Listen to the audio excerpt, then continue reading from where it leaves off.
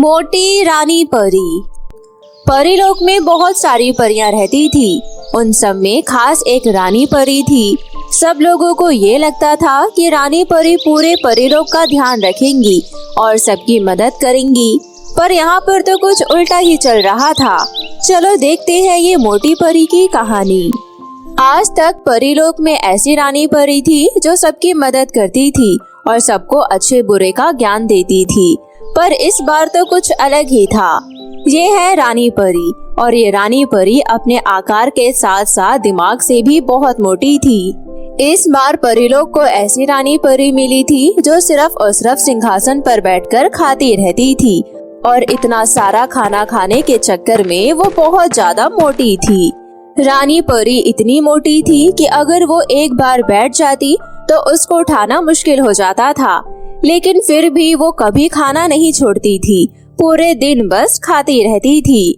जब रानी परी का राज्याभिषेक हुआ था तब किसी को नहीं पता था कि रानी परी को खाने का इतना शौक होगा, क्योंकि इससे पहले रानी परी को खाता हुआ पहले किसी ने नहीं देखा था और ना ही किसी को ये मालूम था कि रानी परी बनने के बाद वो बस खाती रहेगी। रानी परी की दयालुता वाले स्वभाव से उसे रानी परी बनाया गया था। बाकी परियों को रानी परी के भुक्कड़ स्वभाव का पता बाद में चलता है, जब वो अपने राज्याभिषेक वाले दिन सभी परियों से उपहार में कुछ न कुछ खाने के लिए मांगती है। देखो, आज ये सारा प्रोग्राम मेरे लिए किया गया है, इसलिए मैं चाहती हूँ तुम सभी परियां मेरे लिए 5-5 प्लेट खाने में जो भी बना हो वो सब ले आओ और यहाँ टेबल पर रख दो। ठीक है रानी परी जी, जैसे आपकी आज्ञा, परंतु हम ये जानना चाहते हैं आपने इतना सारा खाना क्यों मंगवाया है? अरे ये सब तो मैंने अपने लिए मंगवाया है। आज इतना खुशी का दिन है तो मैं ये सब पेट भरकर खाना चाहती हूँ।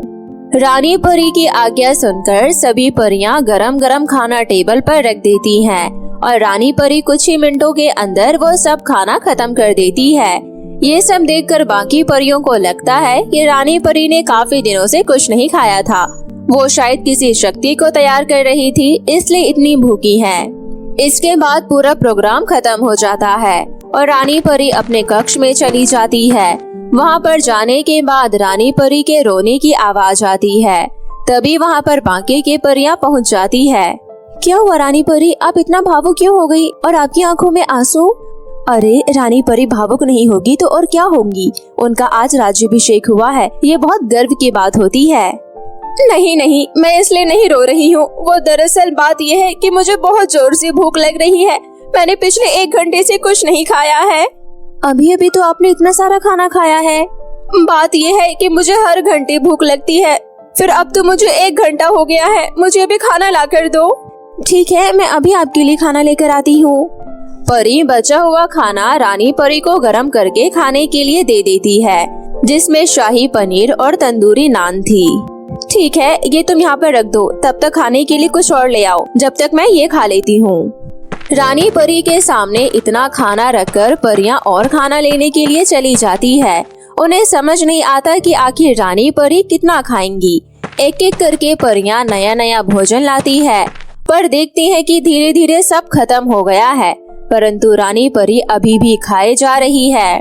रानी परी, खाने में बस इतना ही बचा था, अगर आपको और खाना है तो बनवा दें क्या? मेरे लिए बटर नान, गाजर का हलवा लेकर आओ। परियां दौड़कर जाकर खाना लाने लगी और रानी परी यहाँ आराम आराम से सब कुछ खाने लग गई। इतना सारा खाना खाने के बाद भी रानी परी की भूख खत्म नहीं हो रही थी और आखिर में जब वो गाजर का हलवा खाती है तब उसे जाकर थोड़ा आराम मिलता है। हाँ परियों, अब थोड़ा ठीक लग रहा है, अब हम जाकर अपने कक्ष में आराम करेंगे। इतना कहकर रानी परी अपने कक्ष में आराम करने चली जाती है और यहाँ सभी परियों की नींद हराम हो गई होती है कि आखिर अगर रानी परी इतना खाएंगी तो वो इतना खाना कहाँ से लेकर आएंगी। अगली सुबह रानी परी उठकर रसोई घर में जाती है। जब उसे कुछ खाने को नहीं मिलता तो वो रसोई घर में रखी हुई कच्ची सब्जियों को खाने लगती है। सारी कच्ची सब्जियां खत्म हो जाती है। जब बाकी की परियां आती है तो रसोई घर में देखती है कि रसोई घर में सारी सब्जियां खत्म हो गई है। ये क्या, यहाँ तो सारी सब्जियां गायब हो गई है, कहाँ चली गई सारी सब्जियां? सब्जी कहीं गई नहीं है, मुझे भूख लग रही थी इसलिए मैंने ही खा ली। अब तो मैंने खाना खा लिया है, अगर मुझे दोपहर में भूख लगी तो मैं क्या खाऊंगी? आप चिंता मत करो रानी परी, दोपहर में खाने का इंतजाम हो जाएगा। मैं अभी सभी परियों से कहकर स्वादिष्ट पकवान बनवा देती हूँ। रानी परी के इतना खाने के बाद बाकी परियों के खाने के लिए कुछ भी नहीं बचता है, पर रानी परी को इससे कुछ भी फर्क नहीं पड़ रहा था। यहाँ दूसरी परी रानी परी के खाने का इंतजाम करने के लिए परीलोक के होटल पर पहुँच जाती है।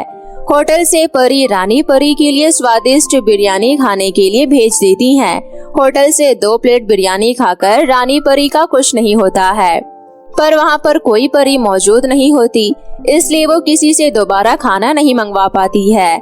शाम को जब रानी परी के कक्ष में आती हैं, तो रानी परी उनसे कहती है, दोपहर में 2 प्लेट बिरयानी भेज दी, बस उससे मेरा पेट बिल्कुल भी नहीं भरा और अभी मेरे लिए खाना भी नहीं आया है। क्या तुम लोग नहीं जानते हो कि मुझे कितनी भूख लगती है? कम से कम मेरे लिए खाना तो समय पर भेज दिया करो। हम आपसे माफी चाहते हैं रानी परी, पर आप हमें बता दें हम आपके लिए खाने में क्या मंगवा दें? मेरे खाने के लिए 20 प्लेट वेज बिरयानी और मंगवा दो। क्या कहा? 20 प्लेट? इतना तो परीलोक की सारी परियां भी नहीं खा पाती है, तो बाकी परियों को खाने के लिए कुछ भी नहीं मिलेगा। और आप अपने आप को तो देखो, दिन पर दिन आपका वजन बढ़ता जा रहा है। अगर ऐसे ही चलता रहा तो एक दिन आप गुब्बारा बन जाओगे, गुब्बारा। क्या कहा तुमने? बाल परी, तुम मुझे गुब्बारा बोल रही हो? तुम मेरे खाने और मोटापे को लेकर मुझे ताना मार रही हो? मुझे ये सब बिल्कुल भी अच्छा नहीं लगा। तुम रानी परी का ऐसा अपमान नहीं कर सकती हो। रानी परी के मुंह से ये सब बात सुनकर बाल परी मुश्किल में पड़ जाती है। बाल परी रानी परी को समझाने लग जाती है। आप परेशान मत हो रानी परी, मुझसे गलती हो गई, मुझे माफ कर दो। मैंने रानी परी बनने के लिए कितनी परेशानियां झेली है, तुम नहीं समझोगी। और अगर आज तुम मुझे भरपेट खाना भी नहीं खिला सकती तो मेरा रानी परी बनने का तो कोई फायदा ही नहीं है। मैं आज ही अपनी रानी परी के पद से इस्तीफा दे देती हूँ। ये सुनकर बाल परी मन ही मन कहती है, हम नहीं जानते थे कि तुम इतनी ज्यादा भुक्कड़ हो, नहीं तो हम रानी परी के पद पर तुम्हें कभी नहीं बिठाते, पर अब अगर बिठा ही दिया तो तुम्हारा सम्मान तो करना होगा। बाल परी ये सब मन में सोच लेती है और रानी परी के मुंह पर कुछ नहीं बोलती है। मुझे माफ कर दो रानी परी, आगे से ऐसा कभी नहीं होगा। आज के बाद आप जितना भी खाना खाने को मांगोगी वैसा ही होगा। मेरे लिए ढाबे पर से खाना मंगाने की कोई जरूरत नहीं है। मैं चाहती हूँ कि मैं खुद जाकर ढाबे पर खाना खाऊं हर रोज। हाँ ठीक है, वैसा ही होगा। अगले ही दिन से बाल परी अपने साथ रानी परी को परीलोक के होटल पर ले जाने लगी। रानी परी जितना खाना चाहती थी उतना अपने लिए होटल पर ऑर्डर कर देती थी। होटल में जितना भी खाना बनता था सब रानी परी खा लेती थी। बाकी परियों के लिए खाने के लिए कुछ भी नहीं बच पाता था। अन्य परियां होटल पर आकर भूखे पेट ही वापस लौट जाती थी। ये सब देखकर रानी परी को कुछ फर्क नहीं पड़ रहा था। धीरे धीरे करके परीलोक के होटल पर परियों ने आना बंद कर दिया था, पर इससे रानी परी को कुछ फर्क नहीं पड़ रहा था। जब परियों को परीलोक में खाना नहीं मिला तो वो धीरे धीरे धरती पर रहने लग गई। हे भगवान, अगर ऐसा ही चलता रहा तो एक एक करके सभी परियां धरती पर चली जाएंगी और परीलोक वापस लौटकर नहीं आएंगी। मुझे कुछ करना होगा। रानी परी शाम तक परीलोक के होटल पर बैठकर खाती रही और खाना सारा खत्म हो जाने के बाद वो अपने महल में चली गई। यहाँ बाल परी बहुत ज्यादा परेशान हो गई थी। क्या हुआ बाल परी, आप इतनी परेशान दिख रही है? मैं तुम्हें क्या बताऊं परी, रानी परी का राज्याभिषेक करने के लिए हमने किसी भी परी को चुन लिया। आज हमें ये एहसास हो गया, परंतु अगर इस वक्त हम इन्हें रानी परी के पद से निष्कासित कर देते हैं तो अन्य परियों को हमारे ऊपर कभी विश्वास नहीं होगा। मैं क्या करूं? आप चिंता मत करो बाल परी, एक ना एक दिन रानी परी को समझ आ जाएगा कि इतना खाना उनके लिए बिल्कुल भी अच्छा नहीं है और वो दिन भी बहुत जल्द ही आने वाला है, मेरा विश्वास कीजिए। इसके बाद इसी तरह रानी परी होटल पर सुबह से लेकर शाम तक बैठी रहती थी और होटल का सारा खाना खा लेती थी। अब बाल परी से ये सब और बर्दाश्त नहीं हो रहा था और वो रानी परी को उनके पद से निष्कासित करने का निर्णय लेने ही जा रही होती है कि तभी एक दिन रानी परी के पेट में बहुत ज्यादा दर्द होता है। जहां डॉक्टर बताते हैं कि रानी परी के शरीर में बहुत ज्यादा कोलेस्ट्रॉल की मात्रा बढ़ गई है, जिस वजह से उनके पेट में ये दर्द हो रहा है। लेकिन कोलेस्ट्रॉल की मात्रा तो बूढ़े लोगों के अंदर ज्यादा होती है, मैं तो भी जवान हूँ, फिर ऐसा कैसे हुआ डॉक्टर? ये सिर्फ उम्र के हिसाब से नहीं होता है, ये हमारे लाइफस्टाइल और खान पान के हिसाब से होता है। तुम्हें खाना खाना कम करना होगा। इसके बाद डॉक्टर रानी परी के लिए कुछ दवाइयाँ लिख देते हैं और उसे दे देते हैं। और उस दिन के बाद से रानी परी अपने ऊपर नियंत्रण रखती है और खाना पीना कम कर देती है। धीरे धीरे करके रानी परी पतली हो जाती है और सभी परियां धरती से वापस आकर परीलोक में रहने लगती हैं। अब रानी परी सभी परियों के लिए एक हिम्मत बनती है और सभी को भविष्य के लिए शक्ति प्रदान करती है। बहुत समय पहले की बात है, जब इस पूरी दुनिया में सभी लोग हंसी खुशी से रह रहे थे। उस समय दुनिया में कहीं भी बुराई नहीं थी। लोग एक दूसरे की मदद करते थे और हंसी खुशी एक साथ रहते थे। जैसे जैसे लोगों का विकास होता गया, कुछ लोग अपनी जिंदगी में आगे बढ़ गए और कुछ लोग अपनी जिंदगी में पीछे रह गए। आगे बढ़ने वाले लोग और आगे बढ़ना चाहते थे, इसलिए वो लोगों की मदद करना बंद कर देते हैं और धीरे धीरे करके बुराई बढ़ने लगती है और लोगों में ईर्ष्या और भेदभाव की भावना पैदा हो जाती है। तभी गरीब लोगों की मदद करने के लिए परियों ने हमेशा अपने आप को आगे रखा, परंतु बुराई को भी आगे बढ़ाने के लिए चुड़ैलों ने जन्म लिया और बुराई को आगे बढ़ाया। ये कहानी उस समय की है जब चुड़ैल लोग और परी लोग के बीच में घमासान युद्ध होता है। सभी परियों की जीत होती है, परंतु चुड़ैल परी लोग से बहुत सारा सामान चुराकर दुम दबाकर भाग जाती है। चुड़ैल के हिस्से में बहुत सी चीजें आ जाती है। परी तारे का 1/3 हिस्सा और परियों की कुछ जमीन, जिस पर चुड़ैल अपना राज चलाने लगती है और वहाँ पर हमेशा अंधेरा रहता है। चुड़ैल को उजाला बिल्कुल पसंद नहीं होता, इसलिए वो चाहती थी कि पूरी दुनिया पर अंधेरा कायम रहे। इन परियों की वजह से मैं हमेशा अपने काम में फेल हो जाती हूँ, परंतु आखिर ऐसा कब तक होगा? मुझे बहुत तपस्या करनी होगी और बहुत सारी शक्तियाँ हासिल करनी होगी। उसके बाद ही मैं इन परियों का सामना कर सकती हूँ। मुझे इस काले लहंगे की शक्तियों को बढ़ाना होगा, परंतु इसके लिए मुझे पृथ्वी से एक मासूम और ईमानदार लड़की की जरूरत होगी।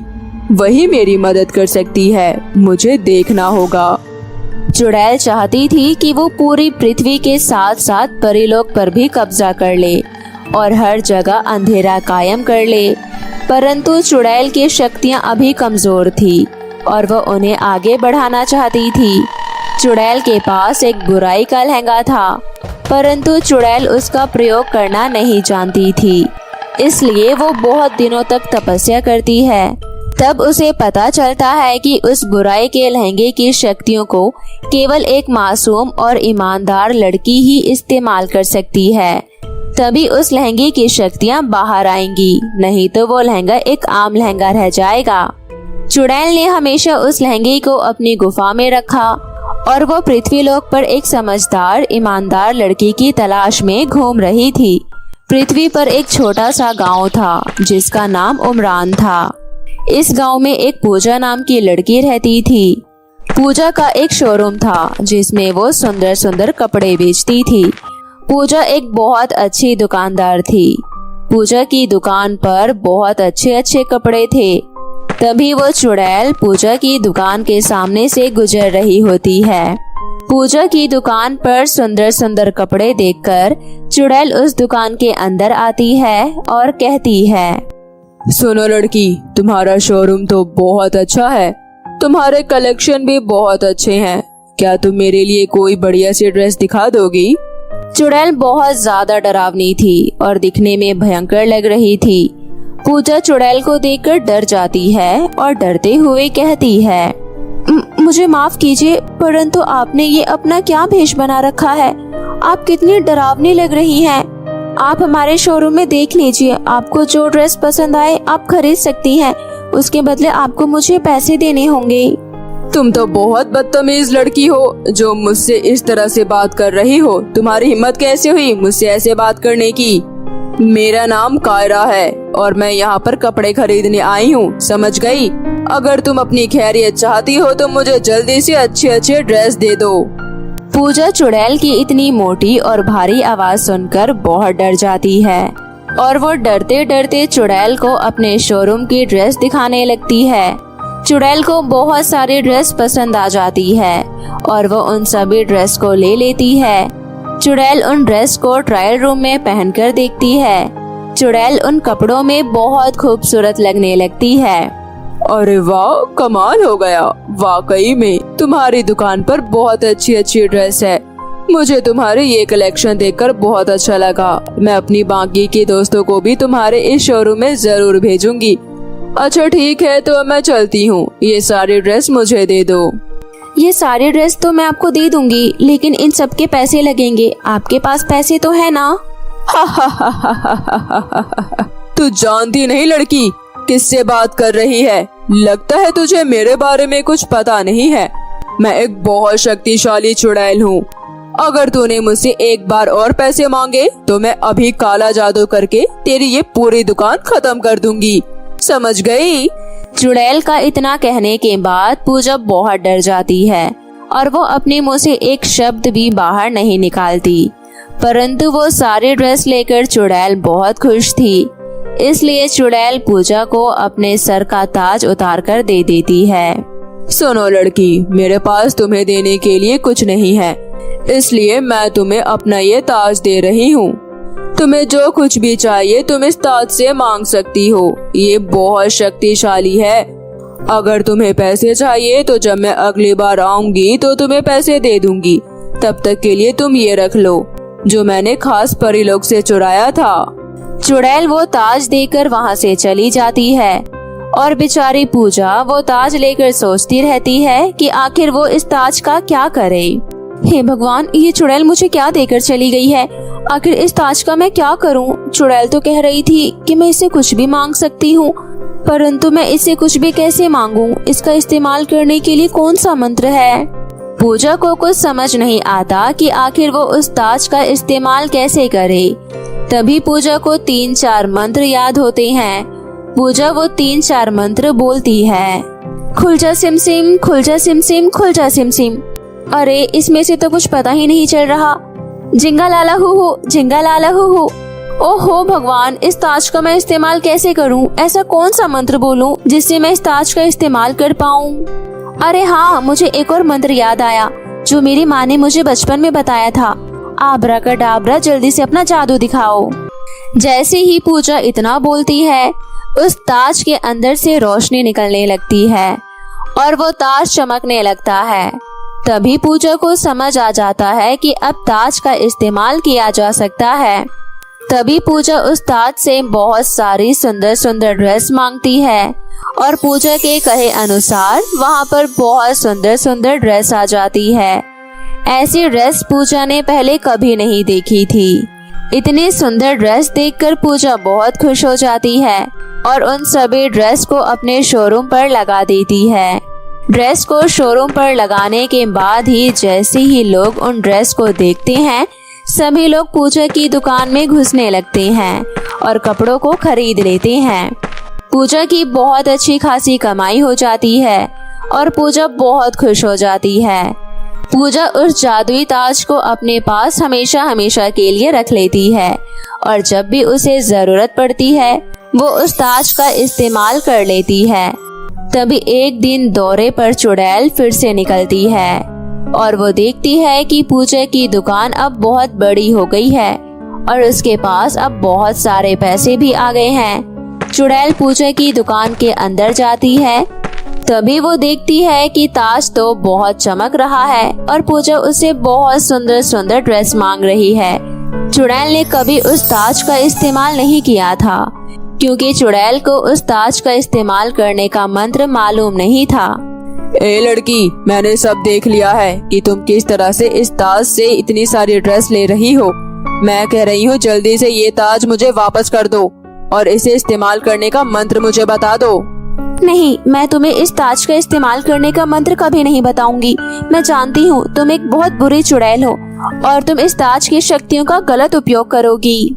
देखो, अगर तुमने मुझे नहीं बताया इसे इस्तेमाल करने का राज तो तुम्हारे लिए बिल्कुल अच्छा नहीं होगा। मैं तुम्हारी दुकान को पूरा खत्म कर दूंगी। समझ आई बात?